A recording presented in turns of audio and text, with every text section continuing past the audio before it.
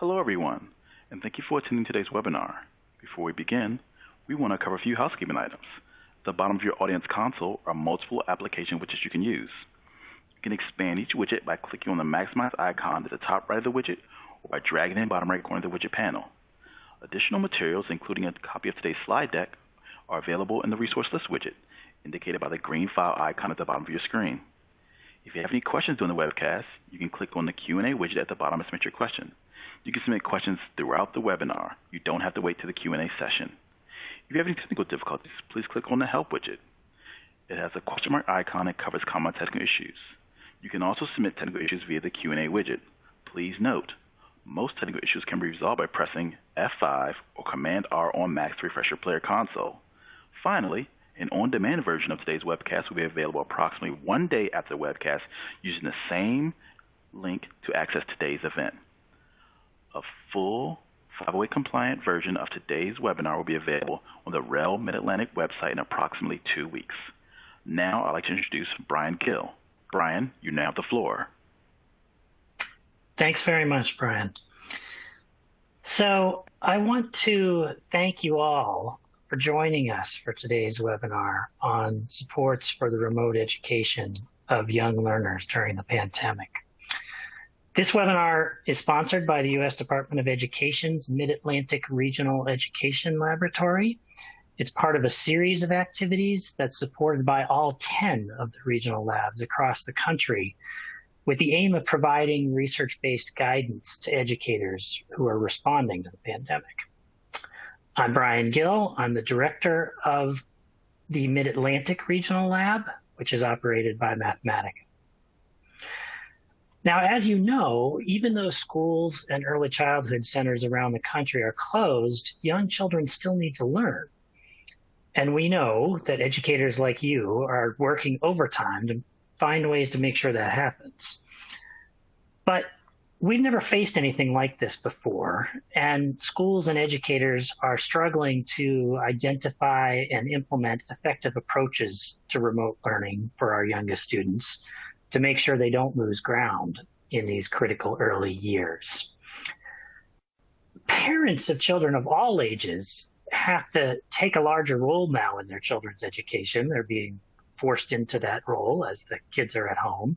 I'm sure that some of you are juggling teacher and parent-teacher roles yourselves. Now, that's of course especially true for parents of the youngest students. For kids who are in pre-kindergarten through grade 3, there has to be a parent, a guardian, or some other adult in the home, or even an older sibling who's got to be pretty closely involved in supporting learning, whether that's through helping kids learn to use the computers, making sure the online access works, helping them with practice exercises, or doing projects asynchronously that extend the lessons that the teachers are providing. During the webinar today, my colleagues are going to present information based on an exploratory literature scan that suggests some principles for teaching young kids and for supporting their parents or other adults in strengthening the home learning environment. Then, using that framework suggested by research, we'll present some specific strategies for remote learning for our youngest students. And finally, in the last section of the webinar, we'll talk about some ideas for state and district leaders to consider as they're planning for the next school year and possible additional disruptions of schools in the future.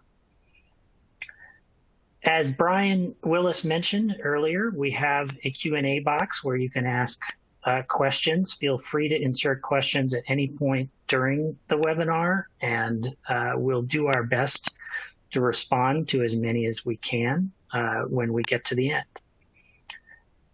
Our presenters today are Christine Ross, who's a senior researcher with Mathematica and REL Mid-Atlantic. She leads the REL's Early Education Research Alliance, and Jaimie Grazi, a research analyst with Mathematica and REL Mid-Atlantic, who works on some of our early education projects. So now I will turn it over to Christine to begin the presentation. Thanks, Brian. Good afternoon, and I'd like to welcome you all to the webinar, and thank you for joining us today. A goal of this webinar is to provide information about what the research suggests young children need in order practical steps that are aligned with those principles for teaching young children remotely. An important consideration for remotely teaching young children in pre-kindergarten through grade 3 is that a parent or a guardian or another adult in the home or even an older sibling will need to be involved to support the learning for that child. Teachers will need to support these learning partners in their co-teaching role. So today we will begin with the child development context of learning when students have to be at home. We'll then discuss what the research suggests are important principles for children's learning generally, and link those principles with strategies for teaching young children remotely. We'll then discuss what the research suggests are approaches to supporting parents in facilitating children's learning at home.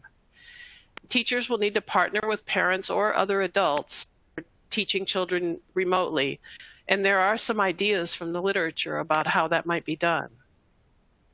We'll also address ways that state education agencies and district administrators can plan for the longer term, teaching in the next school year, and strengthening support for remote learning over the longer term.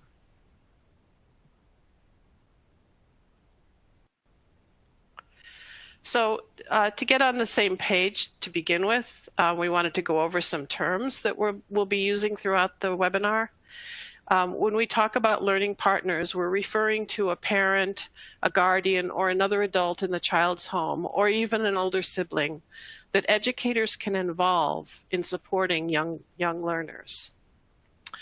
We'll use remote learning to talk about all of the education that's happening outside of the classroom. This includes everything from online classes to paper and pencil learning. One aspect of this work is synchronicity. That is, whether teachers and students are interacting at the same time, such as with an online class or small group meeting, or asynchronous learning, which happens when students complete academic work but without direct interaction with their teacher. Some examples of asynchronous learning include educational packets that many parents and caregivers are completing with their children, watching a public broadcasting show that's designed to help young children learn, and many teachers are videotaping themselves, reading children's books or explaining a lesson, and children and families can access those videos when they choose. And so that's another example of asynchronous learning. As everyone knows, schools are now closed in every state, and in 46 states, the schools will not reopen this year. Students in most states will thus be losing 2 to 3 months of classroom time. And educators, as we know, have been working very hard to reach out to students and their families and to provide as much teaching as possible to prevent learning losses. But speaking of learning losses, there's been some recent analysis trying to estimate what kinds of learning loss we might expect from this period. They're looking at the time that schools are closed plus the summer. And these learning losses, I think notably, seem to be greater for math than for reading. And in the graph that you can see on the slide, the left-hand side is math, and you can see the learning losses are a little larger on that side than on the reading side.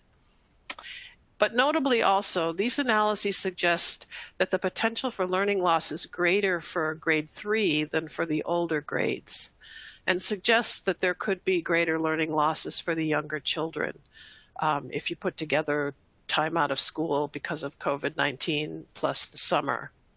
So all of this underscores the importance of figuring out ways to support young children's learning in the early grades, despite the obvious challenges.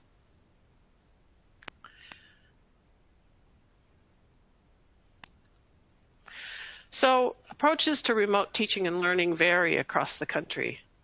From fully online classes with all students logged in for a full school day, or a combination where students join the teacher for a class period or a full class period or a small group session with other work being done independently at home. Or there are some offline versions where schools or districts distribute packets of learning activities that may last for the week, and parents pick these up and work with the child as they can during the week. Another offline approach is public broadcasting stations that have partnered with some states to provide particular learning options for students of particular grade levels. And so this is another opportunity where families can watch television to get some of these lessons. A lot of discussion has focused on distance learning in these pandemic times as it applies to children who can read, who can pay attention for an hour or so of direct instruction on a video or live event, who can find online directions for assignments and do schoolwork independently, and use the technology to join class meetings. In short, a lot of the discussion really has focused on learners that are older than grade 3, certainly not in this period from pre-K to grade 3. Young children are just learning to read, so they'll need assistance reading and following instructions. Technology can also be challenging for younger children. There's been research that has looked at how younger children are able to do certain actions with touchscreen devices, and find that many children in pre-kindergarten and through grade 1 have trouble with touchscreen gestures such as tapping and sliding, so some pretty basic activities. And many children in grades 2 and 3 can accomplish these tasks, but many of them cannot drag and drop or follow instructions that may appear online. So to the extent that early learning is taking place using technology, a parent or another adult will need to help facilitate that activity. And to the extent that learning takes place offline, parents or others will need to be assisting young learners with that as well. Next, Jaimie will talk about child development in the pandemic. Thanks, Chris. So we know you work very hard in your various roles to strive towards student success. Even during a pandemic, you are here listening to us to try to learn more ways you can support children's learning during this time. The need for children around the country to now learn in their homes has really shined a light on the importance parents and other family members have to learning. They want the same success for children and are now more integral than ever to achieving it. So let's take a few minutes to discuss just how important the home is to a young child's development and learning capabilities. Research suggests the home learning environment and parent involvement in children's schooling are critical to children's development and contribute to their academic success. Research has shown that regardless of family income or background, parent involvement in schooling positively links to higher grades and test scores, their attending school regularly, better social skills, and improved behavior. This involvement and home learning environment can have the most impact in the early years of schooling, with research suggesting the amount and quality of home language and learning stimulation associated with children's language development, early literacy, and early mathematics achievement. Schools and homes do not shape a child's development in isolation. Rather, the quality of the relationship the home and the school, or families and educators share, is also vital to children's development. So, when supporting children's learning, it is important to think about the interconnections between home and school in order to further children's capacity to learn and succeed academically, now more than ever. In these unprecedented times, when educators are teaching young children remotely, it is that much more important to think about this home-school connection. And we do this by involving parents or other family members as much as possible to be learning partners. As some of the audience has very likely been seeing, and as Chris has mentioned, young children, more than older groups, need support of others in the home to learn remotely, from both a logistical standpoint as well as a developmental one. So it's imperative schools work to strengthen home characteristics and build on relationships with families to get their involvement and support in children's learning. With strong connections between home and school and support for home learning partners, young children can continue learning during these difficult times.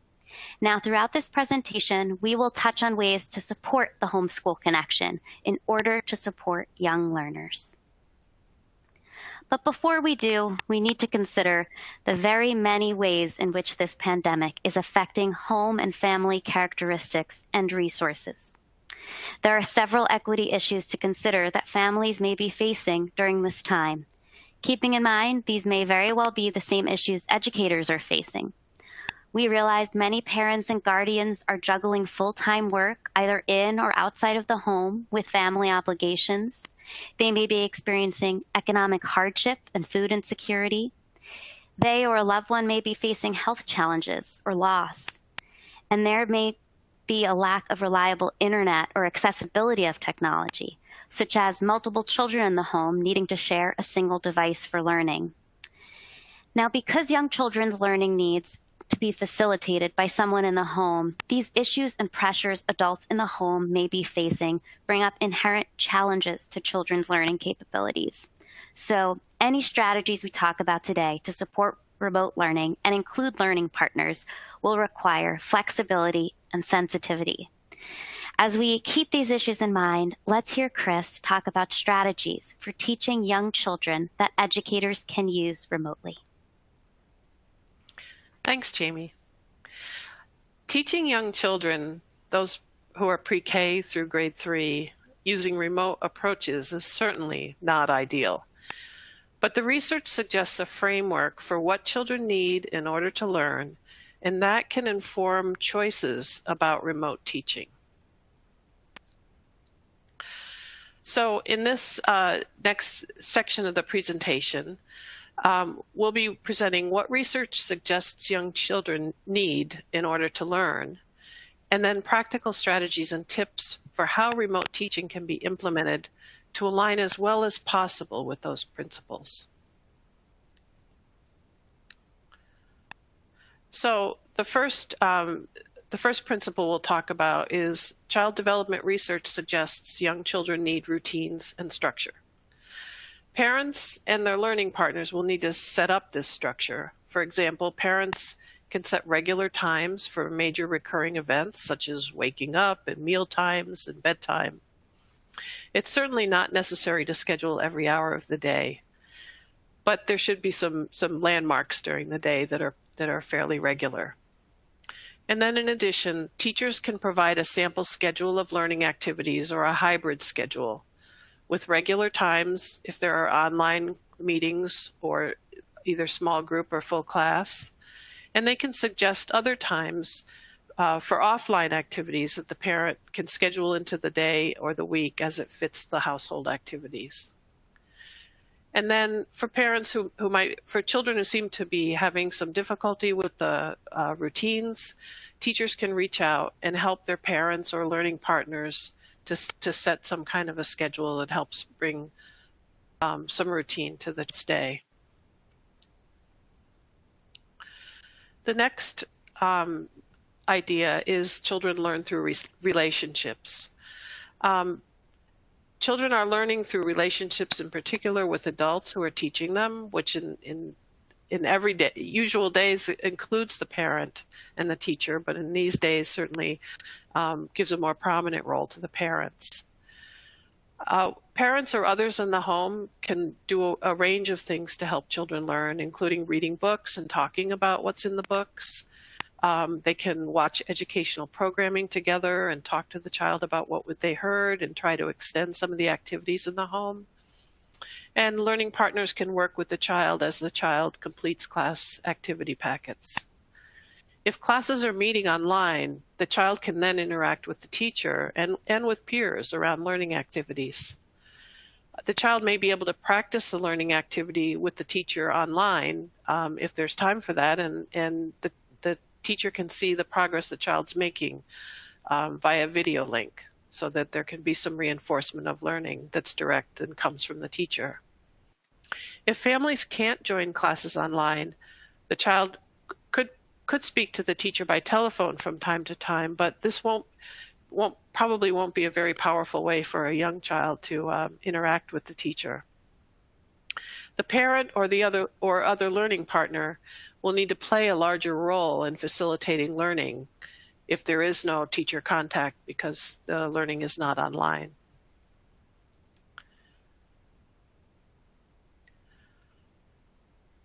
The next principle we'll talk about is the play in the learning environment.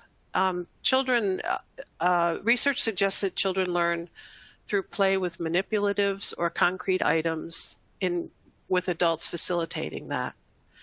Manipulatives are physical objects such as pattern blocks, coins, buttons, or even a yardstick that children can use to practice early math skills, such as shape or pattern or size or classifications. Children can also use manipulatives for science activities, such as building structures to learn the rules of the physical world. And by engaging with concrete objects, young children can ultimately learn to understand more abstract concepts. When manipulatives might be helpful to reinforce a lesson, teachers can consider what children might find in the home to use as manipulatives to reinforce learning, such as food boxes or cans or coins. In many classrooms, certainly in pre-K and kindergarten, there are a lot of manipulative items, and this is going to be a place where there needs to be a lot of creativity, and maybe teachers talking to one another about ideas that they have, and perhaps a district purchasing a small amount of materials that would be particularly powerful and helpful for children at a particular point. For example, if blocks of a specific size are needed, those could either be purchased, or older children in the school could perhaps make them from cardboard and provide them to younger students. There's certainly been so many masks that people are making for other people, and this seems like another similar idea where the older children in the school could engage in an activity that could help the younger children learn. And it may be possible to bulk purchase things like buttons of specific sizes or colors or rulers that could help children with the manipulatives they need for learning. And so again, it's probably an area where people will need to be very creative, but there certainly could be ways to make this happen. The next area is providing choice to young children. So research suggests that children need choice in order to engage in learning, that they'll be more engaged if they're following their choices. But this doesn't mean that choices need to be open-ended. You don't have to ask a question like, do we want to do math today? But instead, parents can offer a choice of 2 to 4 different learning activities that would take place next, or whether they want to engage in a particular learning activity now or after taking a walk or after lunch, and let the child choose when, and then feel some control over the situation and feel more empowered and engaged to get to work. Of course, choosing the time and content of learning activities works for asynchronous learning. Parents and learning partners should certainly take advantage of the scope for choice provided by asynchronous learning, since choice will be a less prominent feature of the synchronous class meetings that might occur online at particular times.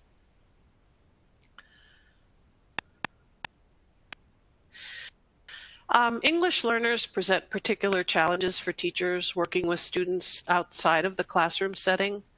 English learners may struggle to understand online classes with the teacher, and they may begin to lose ground and focus on both acquiring English language skills and content knowledge. But research on the effectiveness of dual language immersion programs suggests that during the pandemic, there could be benefits to encouraging students to continue learning in their home language if needed. Students can continue to learn content if it's explained in their home language. So parents who do not speak English well may be concerned that they cannot help to teach their young children while schools are closed because they cannot understand the materials that are sent home, or they may worry that the child's progress learning English may be delayed. And teachers may face challenges trying to communicate with parents who speak very little English. But because the research suggests academic benefits for children learning in 2 languages, teachers should encourage parents to teach the child in the language parents are most comfortable using. This is an important message whether or not another learning partner in the home can teach the child in English, because the parent should be encouraged to talk to the child and promote learning whenever they have the chance to do so. In addition, the district's family support staff who speak the parent's language can partner with teachers as translators to help the teacher convey these messages to parents and to discuss with the parent what the child needs to learn and approaches the parent can take to teaching. If the district can provide children's books in the family's home language, it can help the parent support the child's growing literacy skills. And next, Jaimie will talk about how teachers can support parents or other learning partners in extending learning in the home. Jaimie? So, thanks, Chris. So we've talked about ways teachers can support children's learning remotely with at-home learning partners in mind. Now let's focus on those learning partners and how we can support them in their role. I talked earlier about the research that shows us the importance of parent and family involvement in children's learning. Research also offers us information about the types of home and parenting characteristics that can contribute to children's learning, especially in the early grades. These characteristics typically include communicating with children around what they are learning and setting high yet reasonable expectations, supervising or checking homework, attending school activities, communicating with the school, and creating a positive home learning environment, one that encourages learning. So, what all of these have in common is involvement in learning in school. During a pandemic where learning is taking place in the home, these naturally look different, but involvement is integral. And as we discuss strategies, we can think about these characteristics and how they apply to the context of this pandemic. I should also mention parenting style, such as behaviors, attitudes, and expectations that can have a large influence on these characteristics. And the issues I mentioned earlier, the families are facing that can influence their involvement as well. I'd like to share some principles and interventions now that research suggests may support the involvement of learning partners and practical strategies educators and administrators can use to support their involvement and bolster a homeschool connection and partnership. So before I do, I'd like to point out these strategies are not aimed to overwhelm educators or families. They are meant to suggest ways to build upon an existing relationship and target our attentions to partner in support of children so we can continue their learning during this time. And with this in mind, school and district administrators should consider ways to support educators in these strategies wherever possible. So teacher-parent relationships matter to children's learning. Research shows us they do. For example, how parents and families are viewed and treated by school staff can have an effect on student achievement. In order for learning partners in the home to feel empowered to support their children, it is imperative their relationship with teachers thrive during this time. Research suggests that educational programs that successfully connect with families and build these relationships, invite involvement, and address parents' specific needs and barriers to support learning. The benefits of these strategies have been shown to spread to children's learning, with one study identifying higher development of math knowledge when these principles are used.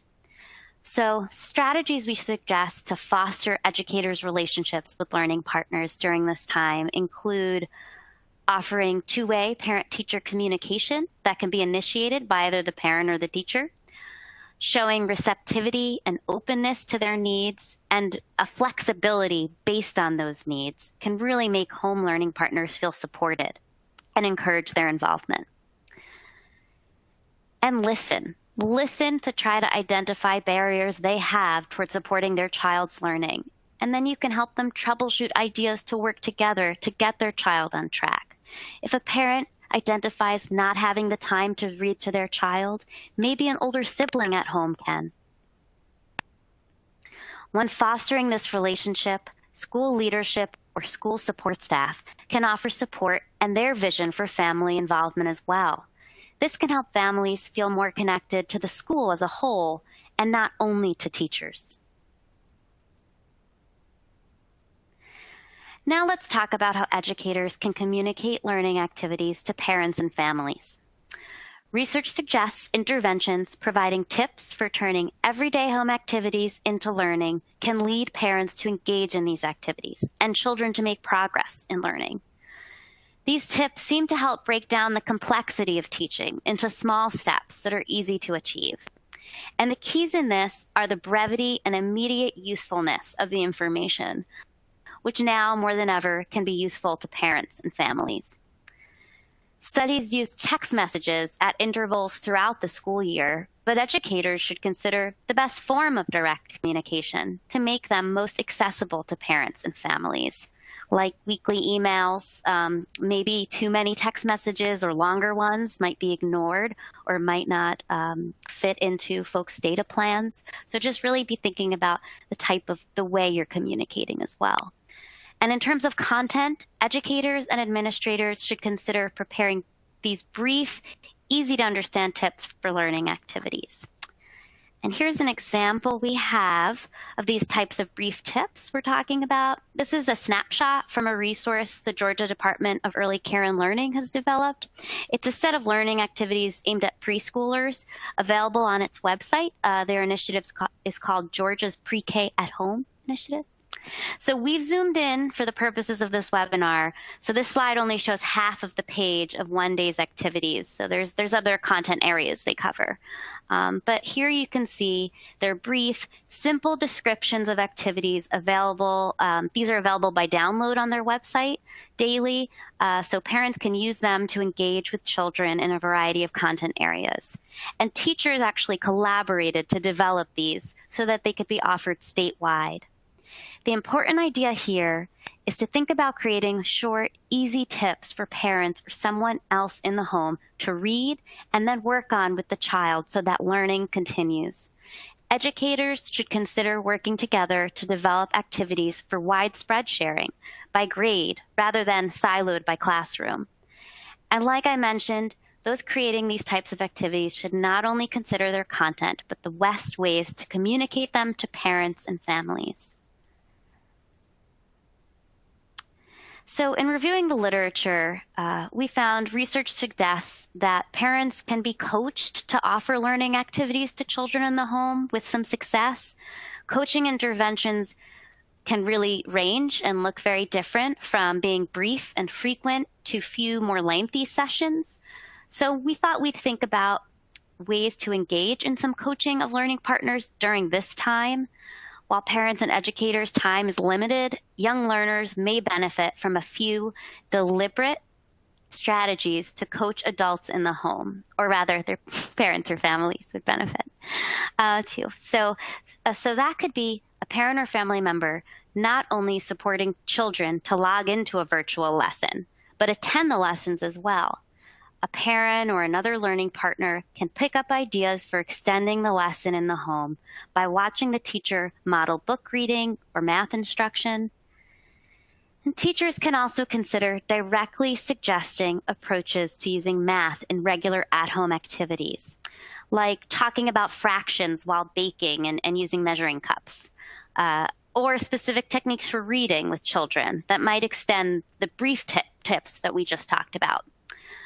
And we also suggest teachers make themselves available by phone or by email to explain an assignment, share your learning objectives and goals, and provide them with tips on helping them and their child understand a lesson their child might be having trouble with. If teachers are communicating directly and encouraging involvement in this way and emphasizing its purpose, parents and families may feel more empowered in their role as learning partners to get more involved. Now let's talk about promoting literacy at home. The home-based literacy activities we looked at involved independent book reading and parent-child discussions about books. And research shows that teachers can suggest approaches to storybook reading to other adults, like approaches to asking questions and encouraging discussion of a shared book that studies have shown promote children's vocabulary development and early literacy skills. So teachers should consider not only suggesting or assigning reading to their students, but also encouraging family members to read to or listen to young children read, and give them reading activities that they can use. For some good examples, you can take a look at the REL Southeast resource page on supporting your child's reading at home. They provide videos of these types of activities and resources aimed at kindergarten and first grade teachers and parents. Based on today's discussion, I want to emphasize some practical considerations when supporting parents. Be clear about learning objectives, goals, and directions for home learning activities. These use of quick tip sheets and activities that allow choice by both parents and children will likely be the easiest for parents to accommodate. Let parents know children need structure, with a few learning activities interspersed throughout the day, and encouragement of play between tasks. And remember to check in with parents to see how they are managing on all levels. It will help them to feel supported and encourage partnership in supporting children's learning. Now, Chris will discuss ways state education agencies and school district administrators can plan for the longer term. Thanks, Jaimie. As we've noted, schools in nearly all of the states are closed for the rest of the school year. The shift to remote learning was abrupt, and educators at all levels have worked incredibly hard to move teaching and learning from classrooms to remote platforms of various kinds in a very short time. Young students have experienced varying levels of access to educational activities due to their families' technological challenges, financial challenges, health challenges, language barriers, and many other reasons. Schools will need to access the learning that has taken place, need to assess the learning that's taken place over the final 2 to 3 months of the school year to understand where to begin next year. And next year may include a return to remote learning for at least parts of the school year.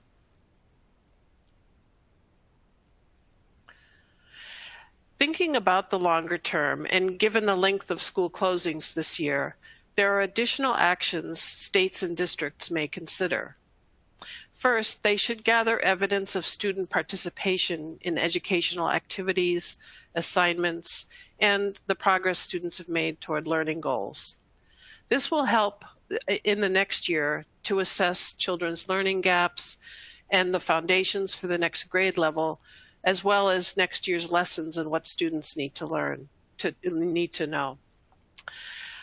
Online formats should make it easy to track who has joined live meetings, who's accessed video lessons, and who's looked at assignments and completed them and turned in work. Telephone calls to students and families could be noted in records to keep track of these contacts. Packets and assignments that were sent in to the teachers can provide evidence of how the student has engaged in learning and the progress that's been made. Most immediately, this information can inform schools and districts about which children might need further support to engage in educational activities this year.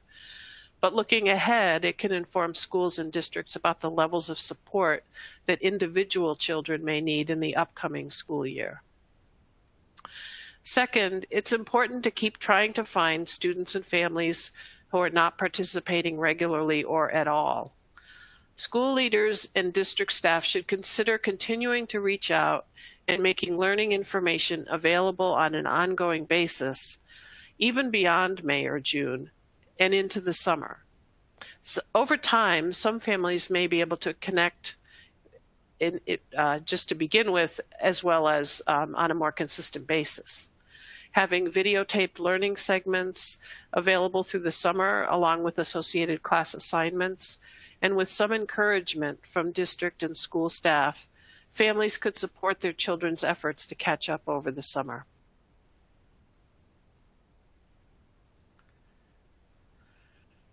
Children in the early grades of school also need reading material to support learning in other content areas, and some children may lack access to appropriate reading material at home. Children need books in the home to continue learning. So states and districts might use the summer to consider strategies for getting more books into children's homes. Community-wide or statewide book donations could enable schools to distribute appropriate books to students who need them. Schools could also potentially establish regular book circulation or distribution routines, perhaps using food distribution networks that already exist in many districts. Of course, precautions need to be taken to maintain healthy guidelines for sharing books. States and districts could consult with state and local health professionals about what these guidelines might look like. For example, the schools could leave the books unused for a week at a time in between households, and there may be other steps to take to make sure that that in these times that the books do not pose a problem for health of children. But this students do need books, and so some kinds of ideas for getting books into the hands of students and families seems to be like an important goal for summer planning. States and districts can also use the summer to consider how to further expand the availability of devices and internet access to reach all children, district and statewide. Districts have made substantial progress in a very short time, but over the summer, further expansion of devices and internet access could ensure that schools are ready for closures that may come in the next school year. Devices can be a part of learning even for the youngest students, with the help of their parents or other adults, as we discussed earlier. Baltimore County in Maryland, for example, is providing devices and internet access for kindergarten through grade 2 learners, as are other districts across the country. Children in the early grades of school,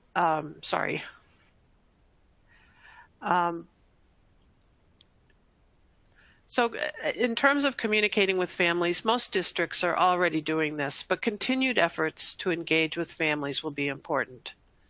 For all the reasons discussed earlier, teachers and other educators may be having difficulty reaching parents or guardians who are busy and distracted by this emergency. Or they might have reached parents, but children are not regularly connecting with teachers or completing assignments. Although many families could be having challenges now, at some point in the future, families may be better able to engage in learning. Districts with the support of state education departments can plan now to make learning opportunities available to students when they and their families are better able to focus on them. Online learning opportunities, learning packets, and some provision for learning and support into the summer could be helpful for these families. It may also be difficult to reach some families because they moved out of the district, and other families may be moving into the district. So district administrators need to stay on top of these student flows to ensure that new students are getting connected with remote learning opportunities in the district. Until all families have reliable access to devices and the internet, districts will have to offer instruction in multiple formats. A recent REL presentation on the continuum of remote learning from fully online to offline reviews the many options for delivering teaching and learning, and so it may give you some ideas to pursue. RELs across the country are currently adapting the What Works Clearinghouse teacher practice guides to support learning at home. There will be at-home practice guides for supporting children in the age range of pre-kindergarten through grade 3, including supporting elementary writing skills, teaching math to young learners, supporting reading at home from pre-kindergarten through grade 2, and teaching academic content and literacy to elementary English learners. So stay tuned for these releases in the next several weeks. Regardless of which learning formats districts are using, leaders should consider how to leverage the potential for efficiencies in remote learning as a way to support teachers and families. This can free teachers to have more time for individual or small group instruction and support. The idea is that remote learning can be offered to a broad group of students, so all these students' teachers can contribute to the shared learning opportunities. There are examples that work with online learning and those that can be delivered by television or by hard copy packets. For example, the public broadcasting educational offerings provide lessons in early literacy, early math, science, and several states are working with their PBS affiliates to provide content to students through their television. As another example, teachers can collaborate on a broad scale, for example, several districts or the entire state, to each record themselves teaching a different lesson that make up a coherent set of lessons that are offered to all students. Teachers can also collaborate to prepare daily tip sheets of learning activities for parents that can be offered to all, as the example that Jaimie gave of the Georgia decal pre-K at home tip sheets. That focused on pre-K, but those could certainly be developed for students in the different grade levels.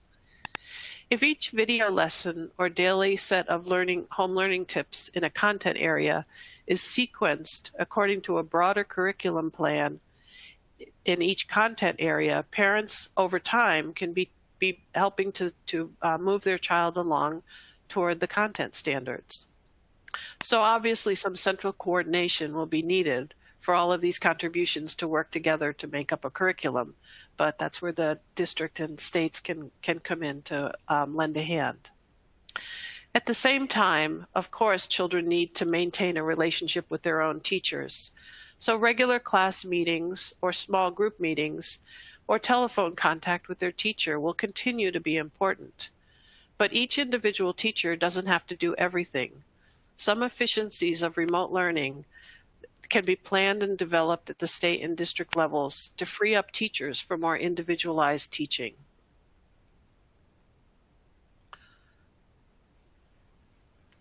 So to summarize, children in the earliest grades of school can learn and grow during this pandemic. Children are always learning, and by working with teachers to provide learning experiences in the home, parents and other learning partners can ensure that children don't lose ground. Strengthening connections between schools and families can help children continue learning while school buildings are closed. And so next, we'll be happy to respond to your questions about teaching young children remotely. So Brian, do you have any questions from the audience for us to answer in the remaining time we have? And as a reminder to all, you can use the chat feature to submit questions. So go ahead. So thanks, Chris, and thanks, Jaimie. Yes, we've had quite a few folks writing in with questions for you. First one that has come up several times already, people asking for your list of references. And I understand we will be able to post that along with the recording. And so that will be available probably later today, certainly by tomorrow. So yes, we'll be happy to share that as soon as we can. Then turning to some of the more specific questions we've gotten, a number of really good ones here. Some of them relate to how things may be different as we move to the beginning of the next school year.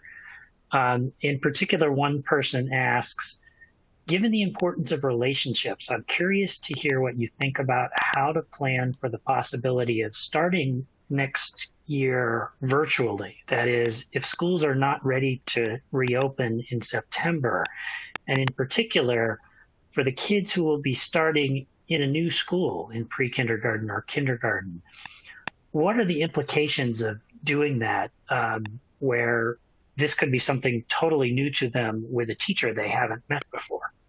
Chris, is that something you can Sure, say something about? I'll take a stab. I can understand the concerns, of course, because children at this age, they get used to their teachers, and so a new adult, it might be very difficult for them at first. But certainly, if learning is online for children of that age, that's certainly a way to begin to introduce the child and the teacher.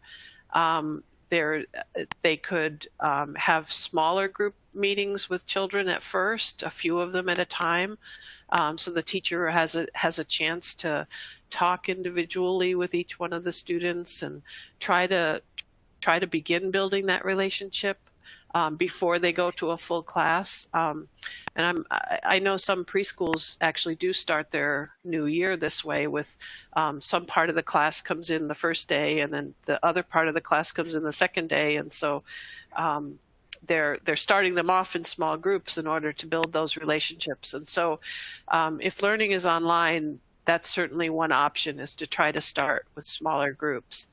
And if learning is offline, I think it is really challenging, and I think then the parent and the teacher may need to be in communication, so that the parent begins to build a relationship with the teacher that then can support the child. And certainly when classes are not online for the younger children, we had mentioned that that's a time when parents do have to play a larger role for learning to happen, parents or the learning partners. And so it'll be important for the teacher to develop that relationship with the parent.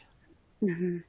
Yeah. I don't know, Jaimie, do you have anything? Yeah, Jaimie. Yeah, I was thinking getting creative as educators so that your students, your new students in this case, can get to know you, and then also get to know each other. Maybe as a first assignment, creating. I feel like this might already be part of lesson plans, like boards and ways kids can get to know each other and their favorite foods and games and things like that, a little bit about their family.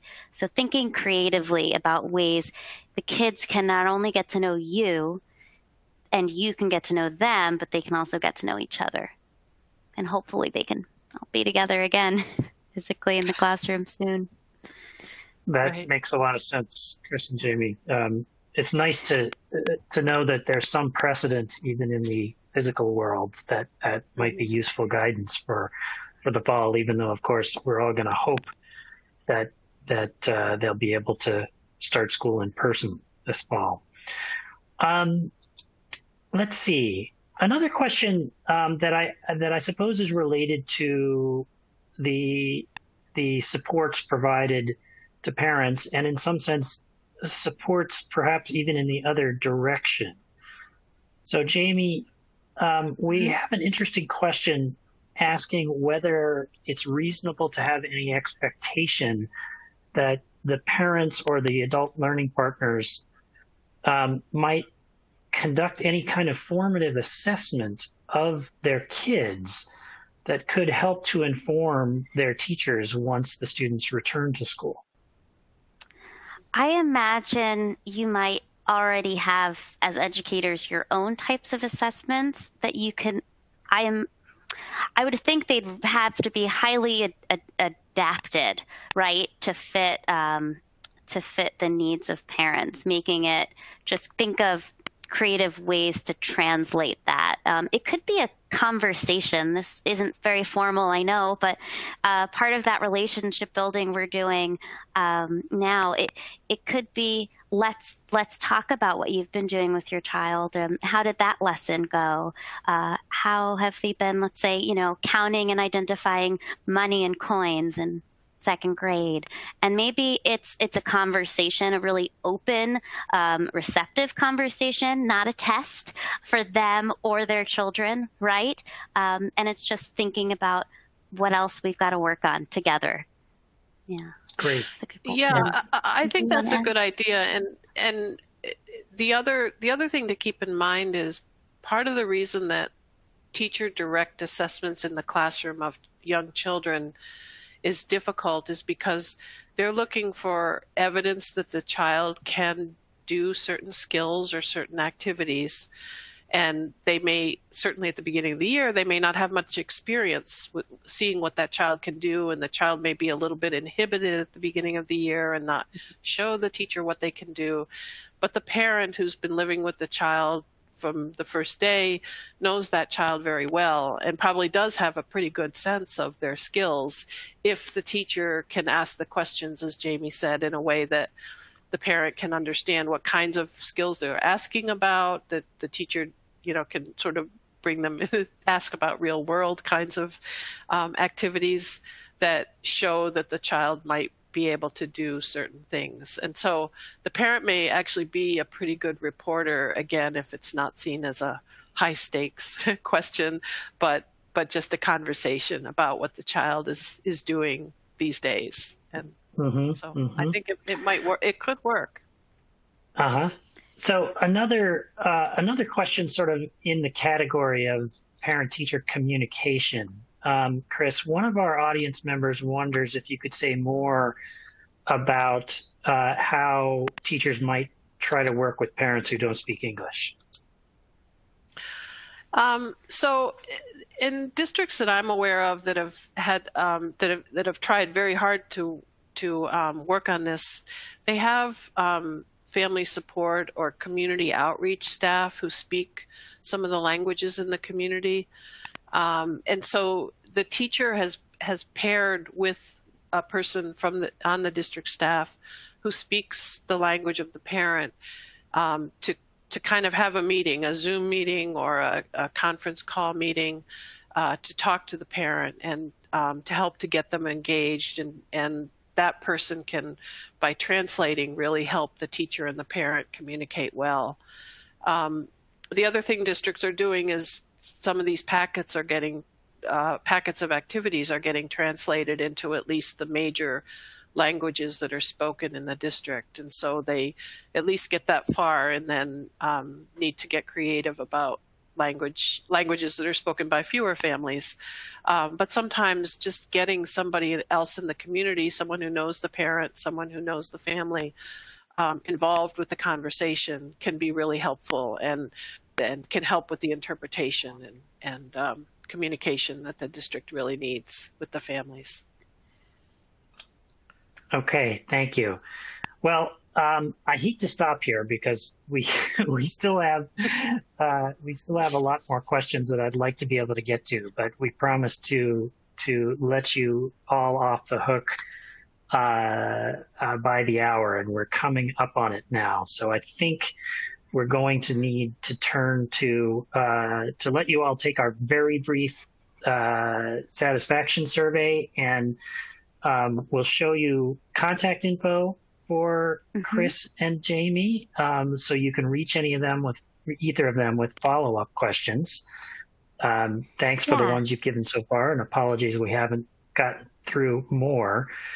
Before that, wanted to put up some resources here related to other U.S. Department of Education supports on these kinds of issues.